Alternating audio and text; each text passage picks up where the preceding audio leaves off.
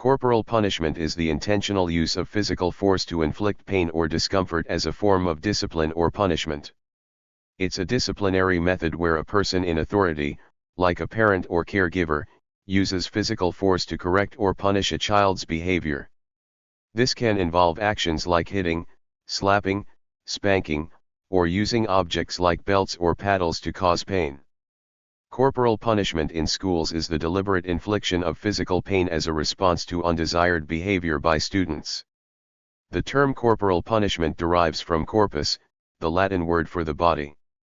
In schools it typically involves either striking the student on the buttocks or on the palms of their hands with an implement, some of which are only applied to the buttocks, such as a plimsoll, slipper, rattan cane, wooden paddle, leather strap/tawse/belt, or wooden yardstick.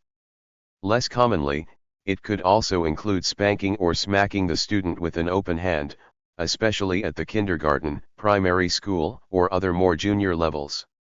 Much of the traditional culture that surrounds corporal punishment in school, at any rate in the English-speaking world, derives largely from British practice in the 19th and 20th centuries, particularly as regards the caning of teenage boys. There is a vast amount of literature on this, in both popular and serious culture. In the English-speaking world, the use of corporal punishment in schools has historically been justified by the common law doctrine in loco parentis, whereby teachers are considered authority figures granted the same rights as parents to discipline and punish children in their care if they do not adhere to the set rules. A similar justification exists in Chinese-speaking countries. It lets school officials stand in for parents as comparable authority figures. The doctrine has its origins in an English common law precedent of 1770. According to the General Social Survey, 84% of American adults in 1986 believed that children sometimes need a good spanking. There is hardly any evidence that corporal punishment improved a child's behavior as time goes by. On the other hand, substantial evidence is found that it puts children at risk for negative outcomes, for it may result in increased aggression, antisocial behavior, mental health problems, and physical injury. Poland was the first nation to outlaw corporal punishment in schools in 1783. School corporal punishment is no longer legal in European countries except for Belarus, Vatican City. However, there are no primary or secondary schools in Vatican City, and unrecognized Transnistria. By 2016, an estimated 128 countries had prohibited corporal punishment in schools, including nearly all of Europe and most of South America and East Asia.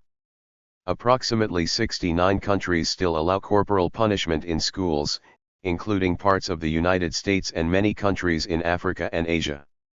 Corporal punishment in the context of schools in the late 20th and early 21st centuries has been variously defined as causing deliberate pain to a child in response to the child's undesired behavior and/or language, purposeful infliction of bodily pain or discomfort by an official in the educational system upon a student as a penalty for unacceptable behavior, and intentional application of physical pain as a means of changing behavior, not the occasional use of physical restraint to protect student or others from immediate harm.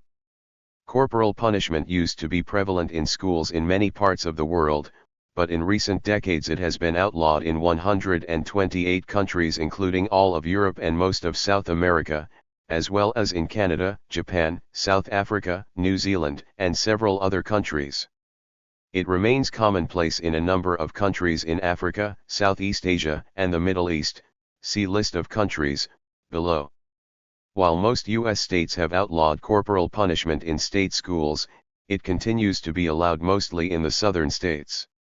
According to the United States Department of Education, more than 216,000 students were subjected to corporal punishment during the 2008-09 school year. Britain itself outlawed the practice in 1987 for state schools and more recently, in 1998, for all private schools. In most of continental Europe, school corporal punishment has been banned for several decades or longer, depending on the country. See the list of countries below. From the 1917 Russian Revolution onwards, Corporal punishment was outlawed in the Soviet Union, because it was deemed contrary to communist ideology. Communists in other countries such as Britain took the lead in campaigning against school corporal punishment, which they viewed as a symptom of the decadence of capitalist education systems. In the 1960s, Soviet visitors to Western schools expressed shock at the canings witnessed there. Other communist regimes followed suit. For instance, corporal punishment was unknown by students in North Korea in 2007. In mainland China, corporal punishment in schools was outlawed in 1986, although the practice remains common, especially in rural areas. Many schools in Singapore and Malaysia use caning for boys as a routine official punishment for misconduct, as also some African countries. In some Middle Eastern countries whipping is used. See list of countries, below. In many countries, like Thailand, where the corporal punishment of students is technically illegal, it remains widespread and accepted in practice, for both boys and girls. Effects on students. According to the American Academy of Pediatrics, AAP, there are three broad rationales for the use of corporal punishment in schools: beliefs, based in traditional religion, that adults have a right, if not a duty, to physically punish misbehaving children; a disciplinary philosophy that corporal punishment builds character, being necessary for the development of a child's conscience and their respect for adult authority figures; and beliefs concerning the needs and rights of teachers. Specifically that corporal punishment is essential for maintaining order and control in the classroom. School teachers and policy makers often rely on personal anecdotes to argue that school corporal punishment improves students' behavior and achievements. However, there is a lack of empirical evidence showing that corporal punishment leads to better control in the classrooms. In particular, evidence does not suggest that it enhances moral character development, increases students' respect for teachers or other authority figures, or offers greater security for teachers. A number of medical, pediatric, or psychological societies have issued statements opposing all forms of corporal punishment in schools, citing such outcomes as poorer academic achievements, increases in antisocial behaviors, injuries to students, and an unwelcoming learning environment. They include the American Medical Association, the American Academy of Child and Adolescent Psychiatry, the AAP, the Society for Adolescent Medicine, the American Psychological Association, the Royal College of Pediatrics and Child Health, the Royal College of Psychiatrists, the Canadian Pediatric Society and the Australian Psychological Society, as well as the United States National Association of Secondary School Principals. According to the AAP, research shows that corporal punishment is less effective than other methods of behavior management in schools, and praise, discussions regarding values, and positive role models do more to develop character, respect, and values than does corporal punishment. They say that evidence links corporal punishment of students to a number of adverse outcomes, including increased aggressive and destructive behavior, increased disruptive classroom behavior, vandalism, poor school achievement, poor attention span, increased dropout rate, school avoidance and school phobia, low self-esteem, anxiety, somatic complaints, depression, suicide and retaliation against teachers. The AAP recommends a number of alternatives to corporal punishment, including various nonviolent behavior management strategies, modifications to the school environment, and increased support for teachers. Injuries to students. An estimated 1 to 2% of physically punished students in the United States are seriously injured, to the point of needing medical attention. According to the AAP and the Society for Adolescent Medicine, these injuries have included bruises, abrasions, broken bones, whiplash injury, muscle damage, brain injury, and even death.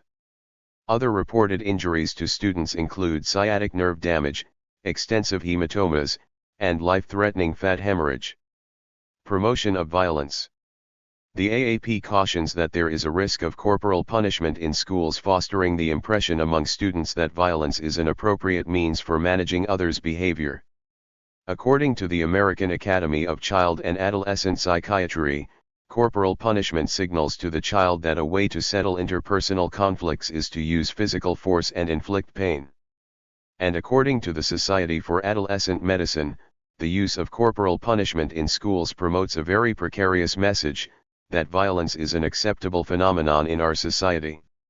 It sanctions the notion that it is meritorious to be violent toward our children, thereby devaluing them in society's eyes.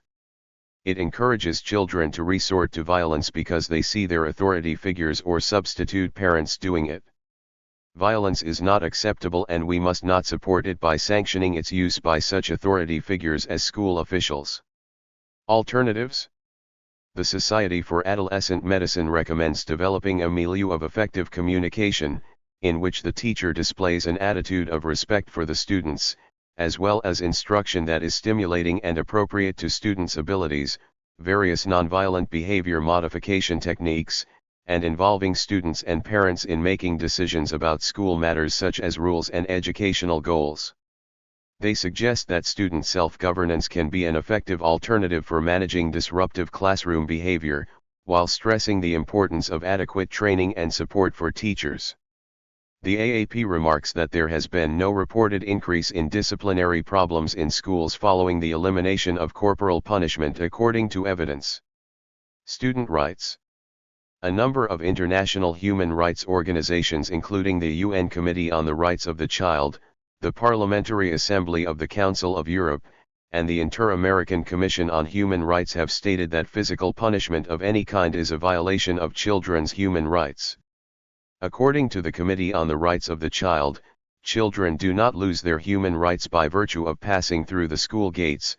The use of corporal punishment does not respect the inherent dignity of the child nor the strict limits on school discipline. The committee interprets Article 19 of the Convention on the Rights of the Child, which obliges member states to take all appropriate legislative, administrative, social, and educational measures to protect the child from all forms of physical or mental violence, injury or abuse, while in the care of parent, legal guardian, or any other person who has the care of the child, to imply a prohibition on all forms of corporal punishment. Other international human rights bodies supporting prohibition of corporal punishment of children in all settings, including schools, include the European Committee of Social Rights and the African Committee of Experts on the Rights and Welfare of the Child. In addition, the obligation of member states to prohibit corporal punishment in schools and elsewhere was affirmed in the 2009 Cairo Declaration on the Convention on the Rights of the Child and Islamic Jurisprudence. Thank you for watching this video.